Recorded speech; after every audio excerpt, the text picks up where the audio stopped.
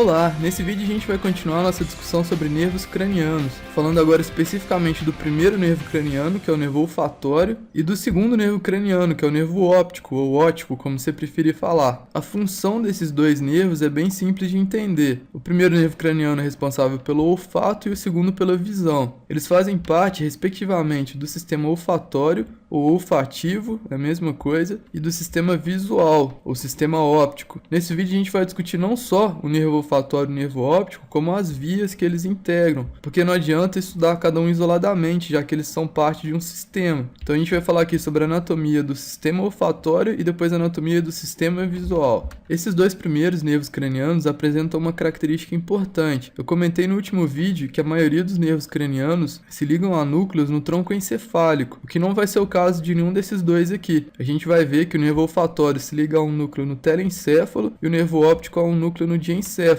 Só eles dois e o 11º nervo craniano, que é o nervo acessório, fazem conexão com núcleos fora do tronco encefálico, dentre os nervos cranianos. O olfato, como eu comentei no último vídeo, é um sentido químico, que no ser humano não é usado como um sentido de orientação, o que não quer dizer que ele não seja importante pra gente. A gente vai comentar as funções do olfato. Ao passo que a visão é um sentido de orientação pra gente. Inclusive é o principal sentido de orientação do ser humano, o que é evidenciado pelo tamanho da sua representação cortical. A visão é de longe o sentido que mais ocupa espaço no córtex cerebral. Indo agora para o sistema visual do segundo nervo craniano, se no sistema olfatório o órgão responsável por captar as informações do olfato era o epitélio olfatório lá no teto da cavidade nasal, aqui no caso da visão quem faz isso é a retina, que é o tecido especializado que recobre a face interna dos nossos olhos. Então imagina que a gente tem aqui um olho direito visto de cima, com a córnea aqui na frente, o cristalino aqui atrás, esse buraquinho aqui é a pupila, por onde entra a luz nos olhos, e nessa região maior aqui a gente tem o chamado humor vítreo, que é um líquido cuja pressão mantém esse formato do olho.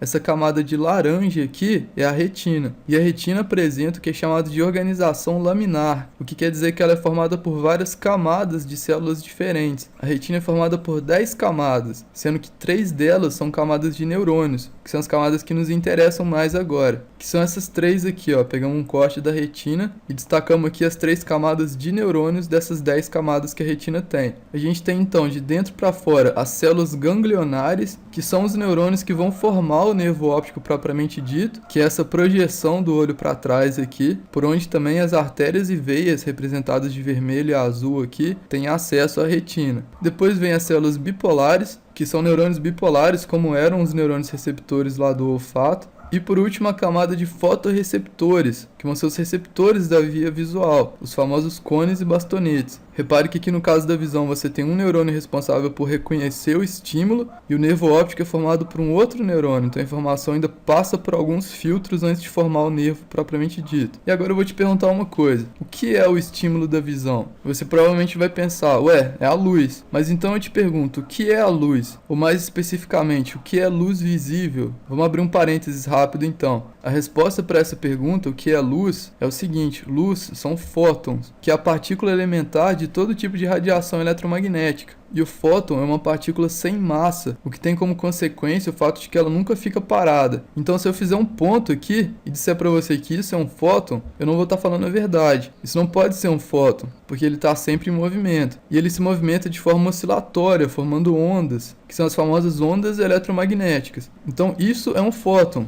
é uma partícula que está sempre em movimento, sempre oscilando, formando essas ondas. E ela não vai parar até ser absorvida por algum corpo e virar calor. Então o mais importante não é a forma estática do fóton, mas sim o padrão do seu movimento, já que ele não tem o privilégio de nós seres com massa de poder parar um pouco. E essas ondas podem ser descritas por algumas das suas propriedades, entre elas, e o que mais interessa pra gente aqui agora, o seu comprimento, que seria esse trecho aqui, ó, o comprimento de cada onda desse fóton, porque quanto maior for a frequência dele, ou seja, quanto mais rápido ele oscila, maior é o conteúdo energético dele, e menor vai ser esse comprimento de onda dele. E quanto mais lento ele for, quanto menos ele oscilar, ou seja, uma frequência menor, maior vai ser esse comprimento de onda, e menor vai ser sua energia. Por que eu estou falando isso? Porque de acordo com o comprimento de onda dos fótons de um determinado feixe de radiação eletromagnética, eles podem ser classificados dentro do famoso espectro eletromagnético, que é esse espectro aqui, ó, onde em um extremo estão os fótons com menor comprimento de onda, que são os fótons com maior frequência, os mais energéticos, até os fótons mais de boa com a vida, que tem uma frequência pequena e por isso comprimentos de onda grande e pouca energia acumulada. E aqueles fotorreceptores que eu acabei de falar, presentes no olho humano, respondem a uma faixa limitada desses comprimentos de onda, uma faixa que vai mais ou menos de 400 nanômetros, que é a cor violeta, até mais ou menos 700 nanômetros, que é o vermelho. Por isso que essas ondas logo depois aqui para esse lado, que tem uma frequência maior do que o violeta, mais energia ainda, são chamadas de ultravioleta, por isso. E lá no outro extremo, aquelas que têm uma frequência menor do que o vermelho e que por isso apresentam uma energia menor, são chamadas de infravermelho. Só curiosidade isso aqui. O que interessa pra gente é esse espectro visível, porque é a isso que os fotorreceptores respondem. E essa luz visível, voltando aqui então pro esquema da retina, ao entrar aqui no olho e chegar na retina, vai passando por todas aquelas camadas celulares, inclusive essas duas de neurônio aqui, até chegar na camada de fotorreceptores, que é a camada que finalmente vai absorver esses fótons e responder a eles, porque essas outras camadas aqui para cima são bem transparentes. E aí ao absorver esses fótons, esses fotorreceptores fazem uma transdução de um estímulo luminoso para um estímulo elétrico, que é a língua dos neurônios. E aí esse impulso elétrico vai refazer o caminho da luz, passando dos fotorreceptores para células bipolares, que vão traduzir a informação para células ganglionares, que vão formar o nervo óptico. As células ganglionares de toda a retina convergem aqui para essa região que é chamada de papila óptica ou disco óptico para formar o nosso segundo nervo craniano. E é interessante observar que nesse ponto aqui da papila óptica não tem esses fotorreceptores, então essa região não responde à luz. É o que a gente chama de ponto cego do nosso olho. Eu fiz um vídeo rápido explicando como você pode demonstrar o ponto cego do seu próprio olho, como você pode perceber isso, e explicando brevemente por que isso acontece. O link para esse vídeo, se você quiser ver, está na descrição do YouTube aqui embaixo desse vídeo.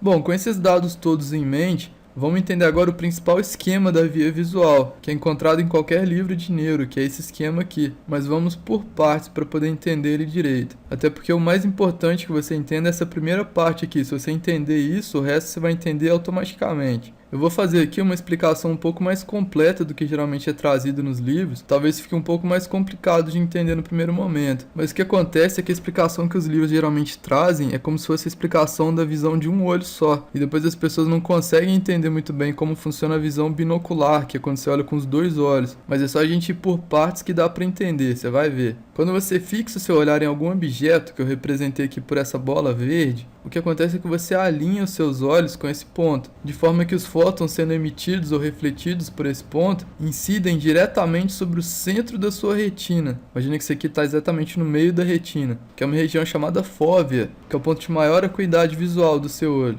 Então vamos marcar aqui, ó, aqui está a fóvea desse olho, é importante a gente marcar esse ponto. Por que é importante marcar esse ponto? Você tem que tomar esse eixo central aqui como uma referência para tudo que a gente vai falar agora. Esse eixo de 180 graus estabelecido entre o ponto que você está olhando e a fóvea da sua retina é fundamental para o nosso entendimento. Pelo seguinte, tudo que está na sua retina desse ponto da fóvea para fora, pensando primeiro só nesse olho aqui, é chamado de retina temporal, por causa do osso temporal que está mais externo em relação aos olhos, né? Mesma coisa que retina lateral. E aqui mais internamente a fóvea fica o que é conhecido como retina nasal, por causa do nariz como ponto de referência, que também pode ser chamado de retina medial. Mas além dessas duas referências, existe ainda o seu campo visual, que é o mundo que está na sua frente. São os objetos que estão emitindo ou refletindo os fótons que estão entrando nos seus olhos. E aí o parâmetro para o seu campo visual é o ponto que você está olhando. Então tudo que é mais lateral a esse ponto vai ser o campo visual temporal desse olho, e tudo que está mais medial a ele vai ser o campo visual nasal desse olho. Então cada olho tem sua retina temporal e retina nasal, e um campo visual temporal e campo visual nasal. Aqui estaria o campo visual temporal e aqui campo visual nasal desse olho. Muito bem, entendido isso, vamos continuar nosso raciocínio. Repare que eu marquei aqui também a fóvea do olho esquerdo, imaginando que isso aqui são os olhos vistos de cima. Presta bastante atenção daqui pra frente que essa figura agora vai ficar cada vez mais cheia. Você já entendeu então que os raios de luz vindo diretamente do ponto que você está olhando incidem aqui sobre a fóvea. E para entender por que isso acontece exatamente, tem toda uma discussão sobre os meios de refração do olho, a córnea, cristalino, que não vem ao caso aqui. Talvez eu discuta sobre isso em um vídeo de neurofisiologia da visão depois. Mas aqui pra gente entender, pensa assim, os raios de luz seguem sempre um caminho mais ou menos reto. E dessa forma, os fótons sendo emitidos aqui no campo visual temporal desse olho aqui, vão fazer esse trajeto, ó, parando na retina nasal desse olho. Se tivesse uma coisa vindo mais daqui assim, ia estar parando mais para lá da retina nasal. Da mesma forma que uma coisa vindo do campo visual nasal desse olho direito vai incidir sobre a retina temporal dele, por causa do trajeto dos feixes de luz. Uma coisa mais pra cá ia ficar assim. Pensando assim, fica fácil de entender porque que a imagem se forma de uma maneira invertida na retina, tanto nesse sentido nasal e temporal, quanto as imagens do campo visual superior que se formam na retina inferior e as imagens do campo visual inferior que se formam na retina superior. Mas o que interessa mais pra gente agora é essa discussão entre nasal e temporal, porque é isso que define a distribuição das fibras no restante da via, como a gente já vai comentar. Olha bem para isso daqui, é importante que você entenda isso. O campo visual temporal de um olho incide sobre a retina nasal daquele olho, ao passo que o campo visual nasal desse olho incide sobre a retina temporal dele. É cruzado ou invertido. Por isso você tem que ter esses dois parâmetros bem separados na sua cabeça, o que é campo visual e o que é a retina. Dito isso, vamos ter um raciocínio um pouco mais binocular agora, de como funcionam os dois olhos enxergando ao mesmo tempo. O ponto central do que você está vendo é o mesmo para os dois olhos, porque você alinhou a fóvea dos dois olhos simultaneamente com esse ponto que você está olhando. Então, partindo dele para o olho esquerdo, o que está para cá, ó, reduzindo um pouco aqui o tamanho para caber, vai ser o campo visual nasal desse olho esquerdo. Aqui, ó, campo visual nasal do olho esquerdo. E pro outro lado vai estar o campo visual temporal do olho esquerdo, que tende a ser maior do que o campo visual nasal, porque o nariz atrapalha aqui o campo visual nasal, né? Você vai entender porque que eu fiz em duas cores diferentes isso aqui. Isso aqui tudo, então, é o campo visual temporal do olho esquerdo. Pensando, então, agora pelo olho direito, que também vai ter essa bola verde como ponto central, o que tá pra cá é o campo visual nasal desse olho direito, que vai coincidir com esse trecho aqui do olho esquerdo. Então, esse aqui também é o campo visual nasal do olho direito, que não cobre esse trecho final aqui, porque, como eu disse, os campos visuais temporais tendem a ser maiores do que os campos visuais nasais, por causa da nareba atrapalhando. E para esse outro lado daqui, no olho direito, a gente vai ter o campo visual temporal direito, que coincide com o nasal esquerdo nesse trecho e se estende um pouco mais. Repare que nesse centro aqui a gente tem uma interseção de uma região que é vista pelos dois olhos, e isso é o que a gente chama de campo binocular. Entendido isso, para facilitar o nosso raciocínio daqui para frente, a gente vai dividir essa história toda aqui, simplificadamente, entre campo visual direito e campo visual esquerdo, que são as duas metades do seu campo visual, tendo como parâmetro central o ponto que você está olhando. Note que o campo visual esquerdo é a porção nasal do campo visual do olho direito e que o campo visual direito é a sua porção temporal, ó, do olho direito. Não confunda as siglas aqui, porque aqui eu estava falando em campo visual temporal do olho direito e aqui eu estou falando em campo visual direito mesmo. E o contrário acontece para o olho esquerdo. Esse campo visual direito é o campo nasal dele aqui em cima e o campo visual esquerdo é o seu campo temporal. Essa explicação toda foi para você entender mesmo o funcionamento do campo visual binocular e para você entender o porquê das coisas que eu vou falar daqui para frente. Mas na pior das hipóteses, se você não entendeu essa parte, você ainda pode entender o resto da explicação que eu vou dar. Você só vai ter que tomar minhas premissas como verdadeiras daqui para frente. Que seria o seguinte, então, nesse olho direito a gente tem o campo visual nasal direito incidindo sobre a retina temporal direita. Deixa eu botar aqui, campo visual nasal desse olho incidindo sobre a retina temporal do olho. E a gente tem do outro lado o campo visual temporal incidindo sobre a retina nasal. Então tem aqui campo visual temporal sobre a retina nasal desse olho. E o contrário do outro lado, o campo visual nasal desse olho incidindo sobre a retina temporal dele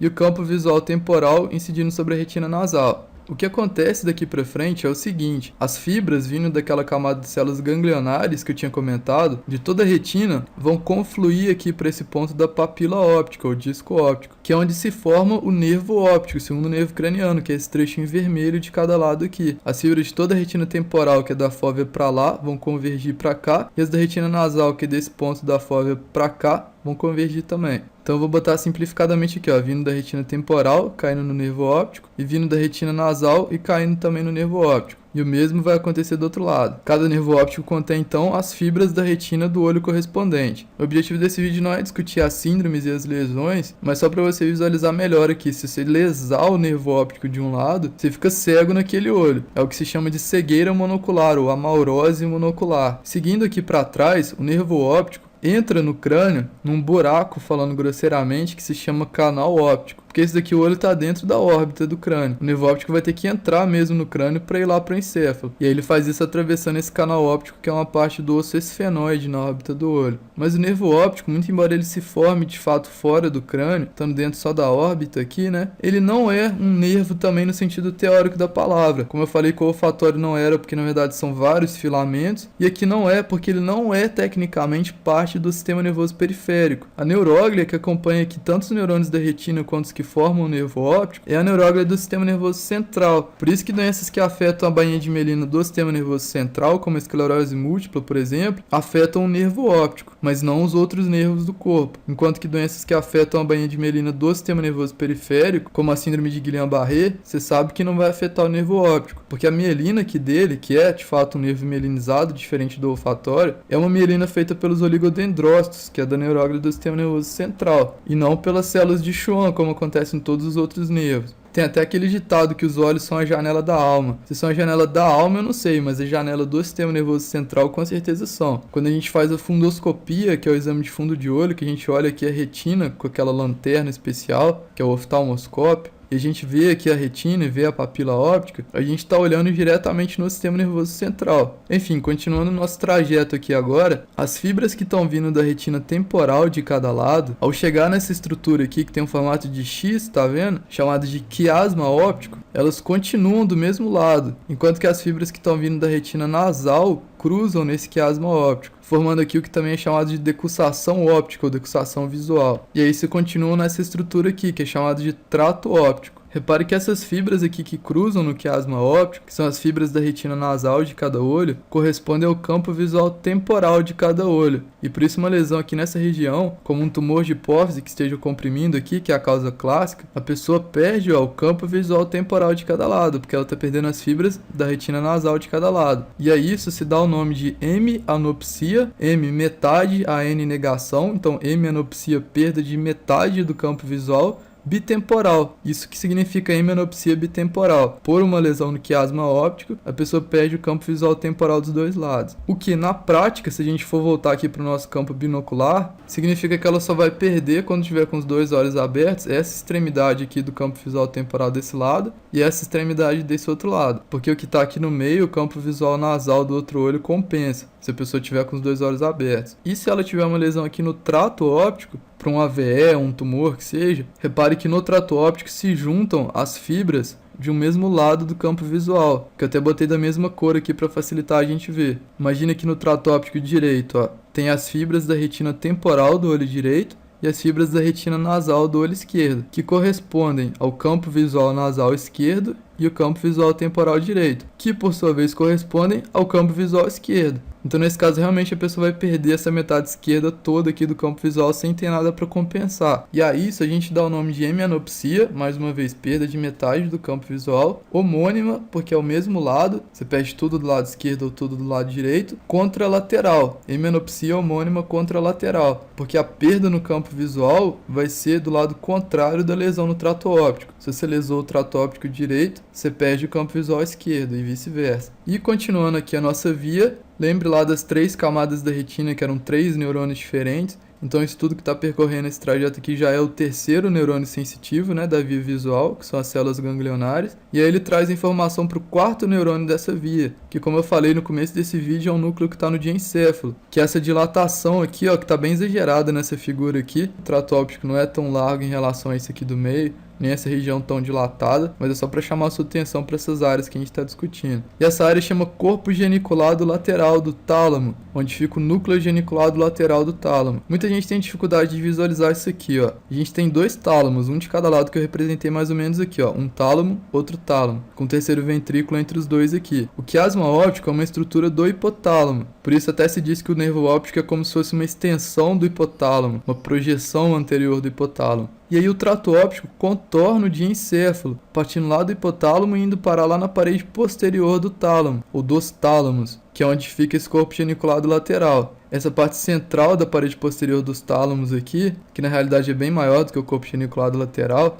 é o chamado pulvinar do tálamo. Aqui em verde eu destaquei a glândula pineal, que é uma parte do epitálamo, e em roxo aqui está o teto do mesencéfalo, com os 2 colículos superiores e colículos inferiores aqui. Só para você ter essa noção, um pouco mais embaixo a pineal e mais embaixo ainda o tronco encefálico. Você vai entender por que eu representei isso aqui, a gente já vai voltar nisso. Só para terminar a nossa via do tálamo, fica faltando ir para o córtex, que no caso da visão fica no lobo occipital, que é o lobo mais de trás do telencéfalo. As fibras partem do tálamo aqui e vão lá para esse lobo occipital, em um sulco que tem aqui nele, muito fácil de ser visto na face medial do telencéfalo, ó, porque está aqui entre os 2 hemisférios, chamado sulco calcarino. Nos lábios desse sulco calcaríneo é onde fica o córtex visual primário. Eu representei aqui também a pontinha occipital dos ventrículos laterais, ó, só para você se situar. Aqui dentro tem líquor. É nesse córtex visual primário, no sulco calcaríneo, que a imagem se forma na sua cabeça. É aqui que você enxerga. E daqui a informação visual é repassada para as áreas visuais secundárias do córtex, que no caso da visão são muito extensas, como eu falei no começo do vídeo. Ocupam o resto todo do lobo occipital, tirando essa região do sulco calcaríneo, e uma boa parte do lobo temporal também. Agora, essa via toda que a gente viu aqui, que eu descrevi para você, embora seja de fato a única via da visão consciente, através da qual a imagem se forma na sua cabeça, ela não é a única via da visão. Existem 4 vias principais que partem aqui a partir da retina. Essa que a gente já descreveu aqui é a via das fibras chamadas retinogeniculadas, porque partem da retina para o corpo geniculado lateral do tálamo, e que do tálamo passam pelo sulco calcaríneo pelas radiações ópticas. Acho que eu esqueci de falar o nome agora há pouco, então tá aí. Isso aqui chama radiações ópticas, ou trato genículo-calcarino. Mas além dessas fibras retinogenículo-calcarinas, existem outras 3 vias que são muito importantes que partem a partir dessa informação visual da retina, que são, em primeiro lugar, as fibras retino-hipotalâmicas, porque elas se desprendem dessa via principal na região aqui do quiasma óptico, para ir para um núcleo do hipotálamo que está logo acima dele aqui. Daí o nome que ele recebe, núcleo supraquiasmático do hipotálamo, porque está acima do quiasma. Esse núcleo supraquiasmático é o principal marcapasso dos ciclos circadianos do nosso corpo. Ciclo circadiano é todo ciclo que se repete a cada 24 horas. Circadiano quer dizer cerca de um dia. Como o ciclo sono-vigília, por exemplo. Ele é como se fosse o nosso famoso relógio biológico. Além dessas retino-hipotalâmicas, em terceiro lugar, a gente tem um conjunto de fibras que, ao chegar aqui no corpo geniculado, não faz sinapse com os neurônios daqui. Ao invés disso, elas passam diretamente por esse caminho que eu botei aqui, chamado de braço do colículo superior, através do qual elas vão para o colículo superior lá do teto do mesencéfalo. E essas fibras são chamadas de retino-pretectais, porque elas param em uns núcleos aqui no mesencéfalo, chamados de pré-tectais, que são núcleos que estão um pouquinho adiante aqui do teto do mesencéfalo. E esses núcleos pré-tectais são responsáveis pelos reflexos fotomotores, que são os reflexos de contração das pupilas diante de um estímulo luminoso. A gente vai falar melhor sobre isso no próximo vídeo de nervos cranianos. E por último, em quarto lugar, tem um feixe de fibras que segue esse mesmo caminho aqui, ó, passando direto pelo corpo geniculado e ganhando o braço do colículo superior, para agora sim parar no colículo superior, em neurônios do colículo superior, que são as fibras chamadas retinotectais. E esses neurônios aqui do colículo superior são responsáveis pelos chamados reflexos corporais visuais, que é algo que a gente também vai explicar melhor no próximo vídeo. Estão aqui agrupadas então essas 4 vias que partem da retina que eu te mostrei agora. Era isso que eu tinha para falar nesse vídeo, espero que tenha dado para entender a parte da via visual. Se você tiver alguma dúvida, fique à vontade para perguntar aqui pelo YouTube ou pela nossa página do Facebook. E até o próximo vídeo.